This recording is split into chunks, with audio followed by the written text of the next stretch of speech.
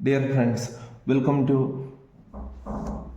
English Master the Advent classes. Learn English with R.K. Jangad. Today's lesson is 19. दोस्तों, आपका English master channel में आपका हार्दिक स्वागत है। आज का टॉपिक है हमारा zero to hero with simple present tense. Simple present tense use करके हम हीरो बनेंगे। कैसे बनेंगे देखो, आज तक मैं आपको प्रेजेंट टेंस का एक पूरा डिटेल्स बताया है, यानी affirmative sentence, negative sentence, interrogative sentence, interrogative negative sentence. और सिंपल प्रेजेंट का हेल्पिंग वर्ब्स है डू और डस। ये भी मैंने आपको बताया। डू और डस के बाद वर्ब का फर्स्ट फॉर्म ही आता है। और आज इस अभी तक हमने जो सीखा इसका एक रिवीजन करेंगे, कंप्लीट पूरा एक रिवीजन करेंगे। सेंटेंस ध्यान से देखना। तुम कहाँ जाते हो? ते हो देखकर आपको पता चल गया है, ये तो सिंपल प्रेजेंट है। और कहाँ देखकर आपको पता चल गया है, ये तो इंटरोगेटिव सेंटेंस है। सब्जेक्ट है तुम।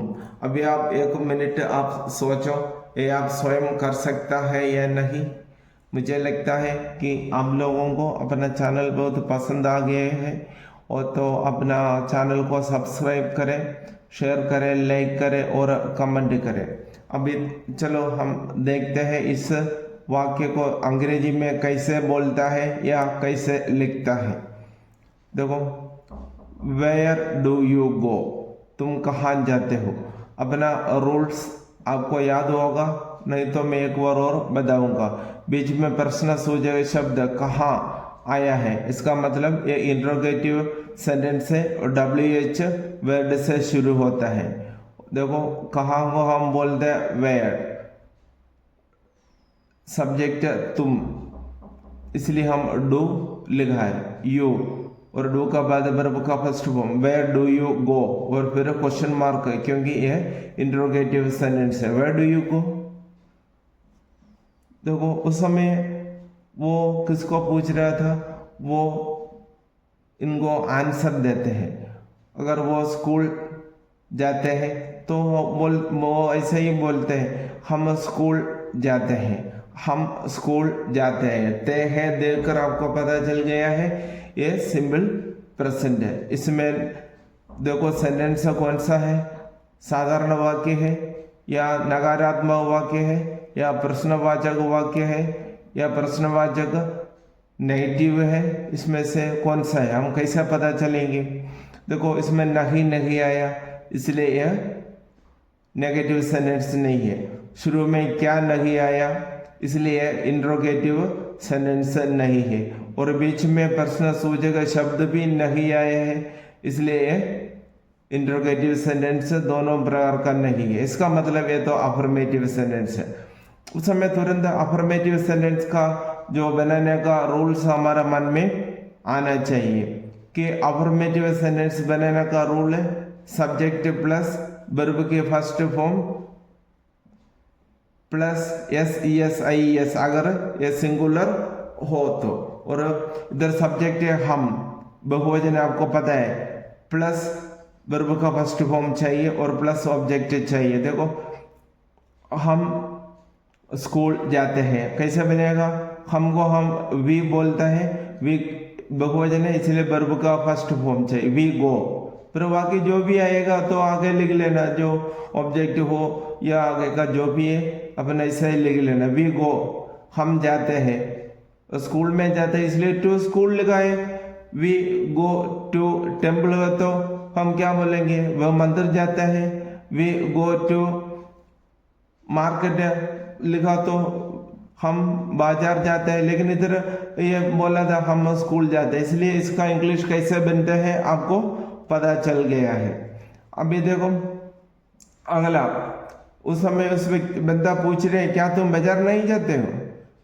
अपना आवाज से पता चलना चाहिए, क्या तुम बाजार नहीं जाते हो?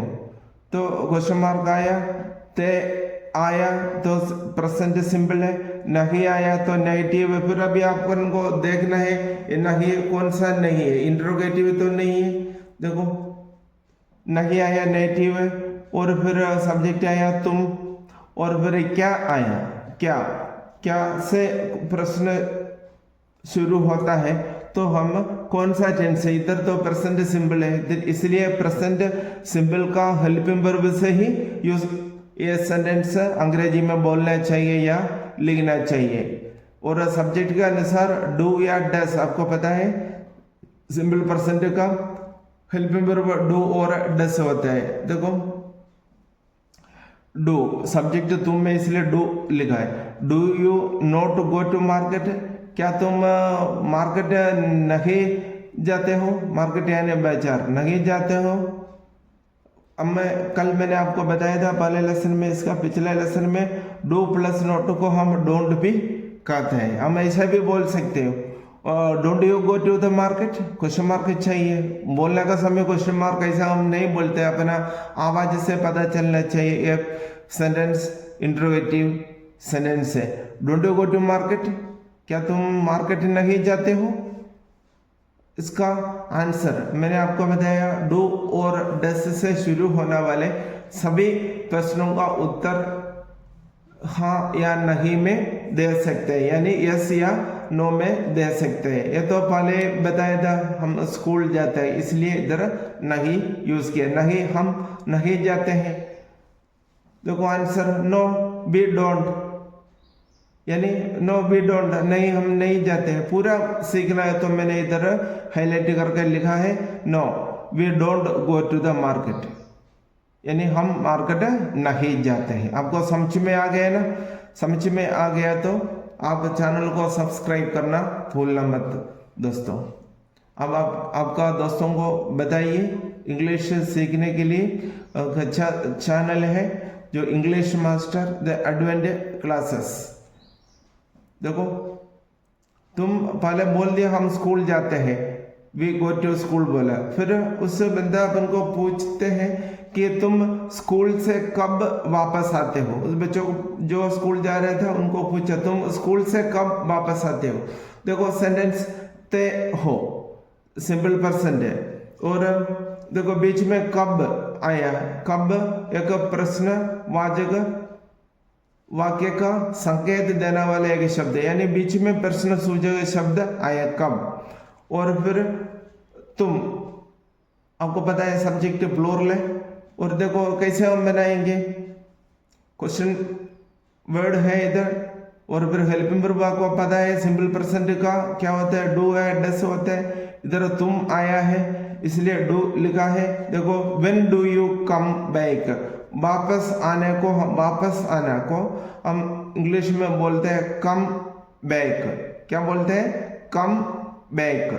देखो when do you come back, when do you come back, तुम वापस कब आते हो। डू देकर अपन को पता चलना चाहिए सिंपल प्रेजेंट। अगर इंग्लिश में सेंटेंस मिलने के बाद इसका हिंदी ट्रांसलेशन करना हो तो वो भी मैं आपको बताऊंगा।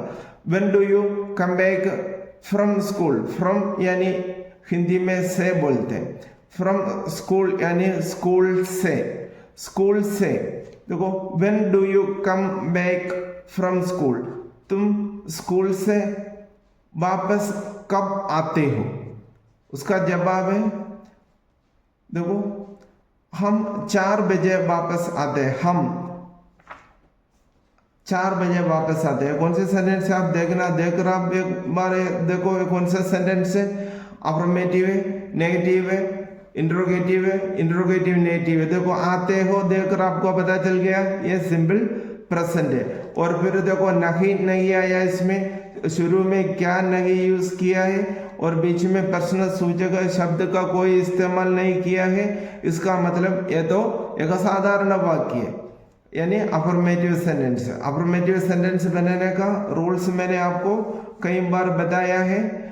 देखो subject plus verb plus object ऐसा होना चाहिए, यानी वर्ब यानी वो तो सिंगुलर सब्जेक्ट के साथ वर्ब का फर्स्ट फॉर्म का साथ S E S I S लगाना जरूरी है, वो तो इसका रूल्स में पहले लेसन में आपको बताया है, आप लेसन जाकर एक बार देखना। और प्लूरल हो तो वर्ब का फर्स्ट फॉर्म चाहिए। We come back at 4 o'clock, 14 नहीं है, 4 o'clock, 4 बजे को हम इंग्लिश में इसे लिखते हैं 4 ओ लेकर स्मॉल लेटर ओ लिखना, भूलना मत, ऊपर एक कॉमा और क्लॉक। एट 4 o'clock यानी 4 बजे, समय का साथ एट, प्रीपोजिशन एट का प्रयोग होता है। मैं आपको प्रीपोजिशन का 1-2 लेसन आगे करेंगे, तब तक आप पिछला लेसन पूरा देख लीजिए। और इसमें हेल्पिंग वर्ब का बाद कौन सा वर्ब का कौन सा फॉर्म लगाता है, ये सब आप एक बार देखना। Golden rule, affirmative, negative, interrogative और इंट्रोगेटिव नेगेटिव का गोल्डन रूल्स भी आप देखना।